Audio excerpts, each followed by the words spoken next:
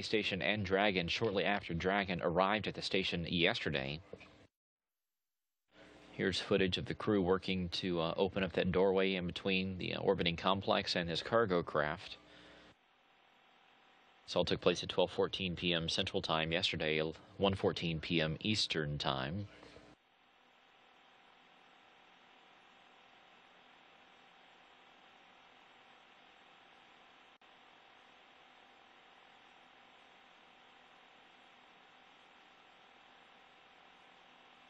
As you can see, the crew wearing some masks and some goggles. This is typical anytime a vehicle comes up to the station. There's all sorts of dust and other items that gather while you're here on Earth. And of course, once you get up into space, there's no gravity, so all that stuff floats up. They don't want it getting into the crew members' eyes and for them to breathe it in, so they always wear a mask and goggles during the first few moments once they get in there and verify that everything is acceptable to them.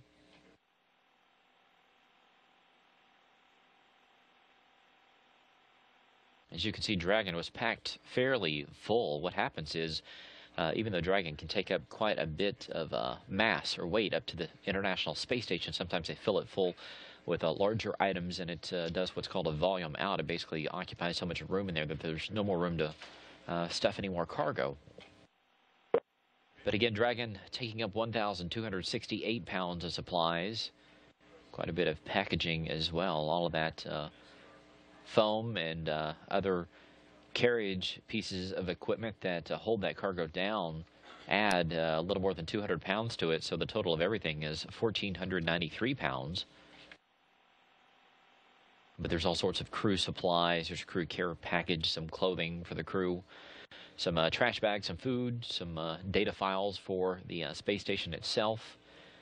There's a Canadian Space Agency experiment called Microflow, a European Space Agency called Energy, a JAXA experiment with stem cells, and also several NASA experiments and facilities, including those two glaciers we talked about. These are basically refrigerators and freezers that scientific samples are put into and stored.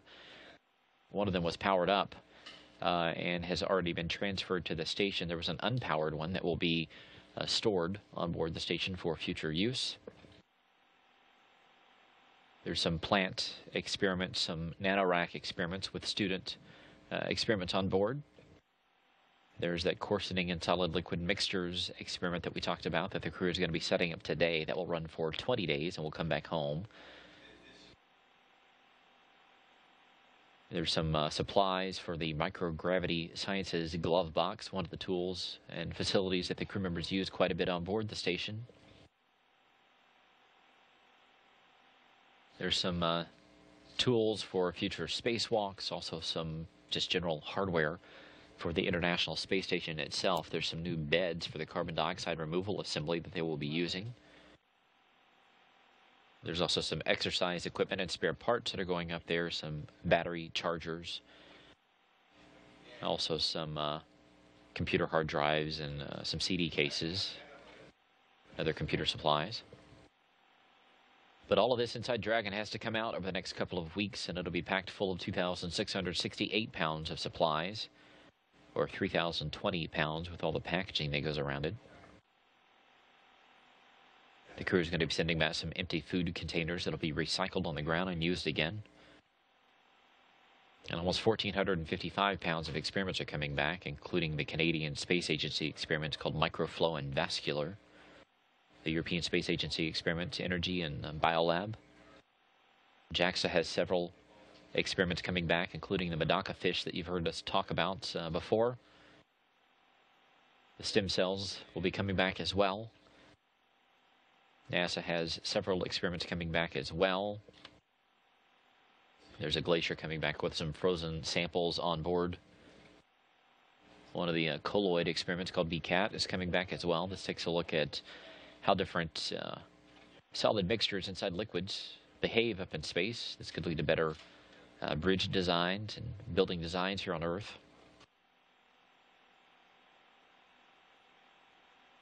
Some of the spheres experiments that you've seen us broadcast here on NASA television are coming back as well as several pieces of spacewalk equipment that are no longer needed. Some of the liquid cooling garments that the astronauts wear are coming home. with a rechargeable battery apparatus are coming back home, wire tie caddies and gloves, and several pieces of vehicle hardware. Some of the spare parts that are no longer needed or have expired are coming home. The used Cedra beds are coming home as well. This is the carbon dioxide removal assembly.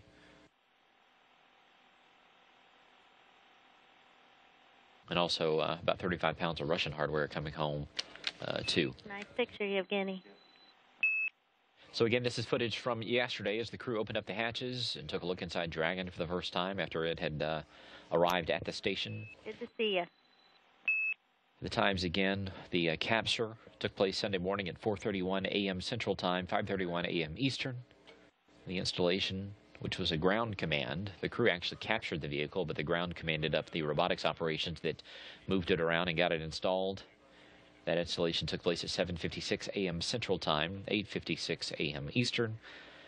And the crew opened up the hatches and went inside Dragon at 12:14 p.m. Central Time, 1:14 p.m. Eastern Time.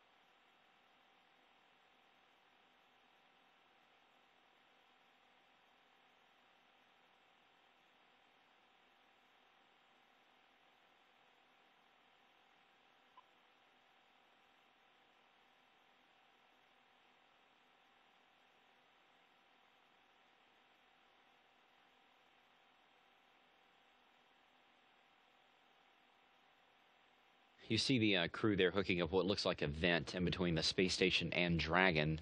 This is also standard protocol anytime a vehicle comes up to the station because they want to make sure that the air is properly mixed and stirred around and no pockets of carbon dioxide or anything like that builds up. So they hook up what's called an intermodule ventilation system just to make sure that it's, basically centralized heat and air, just to keep the air moving inside the station. It's a huge complex. So anytime these vehicles dock or give birth with the station, they hook up these ventilation systems just to basically plug the vehicle in and make sure that the air is moving around as expected.